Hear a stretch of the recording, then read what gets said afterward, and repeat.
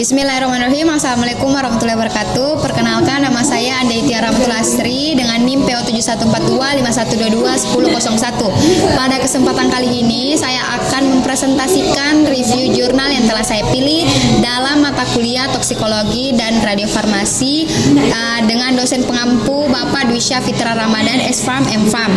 Baiklah, pada slide kali ini judul yang saya pilih dari review jurnal yang saya lakukan yaitu Radiosinthesis and Biodistribution of 18V Linen Solid in Mycobacterium tuberculosis Infect Mic using Positron Emission Tomography. Jurnal ini dikeluarkan oleh ACS Infect Dis, volume dan halaman yaitu volume 6 nomor 5 halaman 916 sampai 921 pada tahun 2020. Untuk penulisnya yaitu Mota et al. Untuk reviewernya yaitu saya sendiri Andaitia Rahmatul Asri. Baiklah, untuk latar belakang dari jurnal yang saya review ini adalah oxazolidinone adalah kelas antibiotik baru yang efektif terhadap bakteri gram positif, termaksud Mycobacterium tuberculosis resisten obat. Salah satu obat dari kelas ini adalah linen solid yang digunakan dalam pengobatan tuberkulosis resisten obat seperti MDR-TB dan XDR-TB. Namun, efek samping serius seperti neuropati dan mielosupresi membatasi penggunaannya secara jangka panjang. Untuk mengoptimalkan dosis agar tetap efektif tetapi minim toksik, diperlukan metode baru untuk mengukur distribusi obat dalam tubuh, terutama di lokasi infeksi. Salah satu metode potensial adalah positron emission tomography atau PET dengan menggunakan linen solid berlabel radioaktif 18F atau fluorin 18. Untuk tujuan penelitian yaitu bertujuan untuk mengembalikan linen solid yang dilabeli dengan radioaktif agar bisa dilacak menggunakan PET. Selain itu, penelitian ini ingin menilai bagaimana distribusi dan akumulasi linen solid di dalam tubuh, khususnya di jaringan paru-paru yang terinfeksi TBC. Dengan cara ini diharapkan teknologi PET bisa menjadi alat yang efektif untuk memantau terapi antibiotik secara real time. Untuk metode penelitiannya yaitu linen solid diberi label radioaktif menggunakan isotop fluor 18 atau 18F sehingga dapat terlihat melalui PET scan.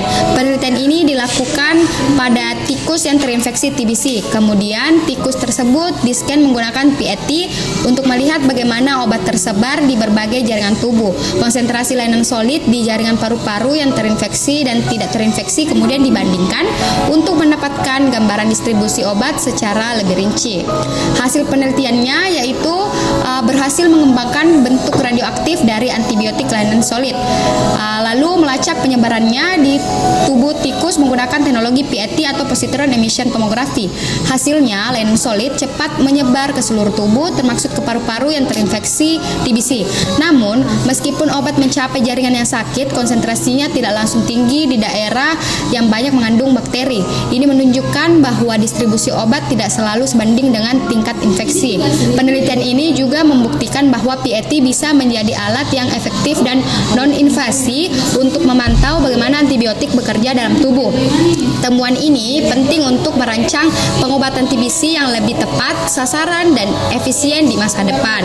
Baiklah, untuk kekurangan dari jurnal review yang saya lakukan, yang pertama yaitu penelitian masih terbatas pada model hewan, belum diuji langsung pada manusia.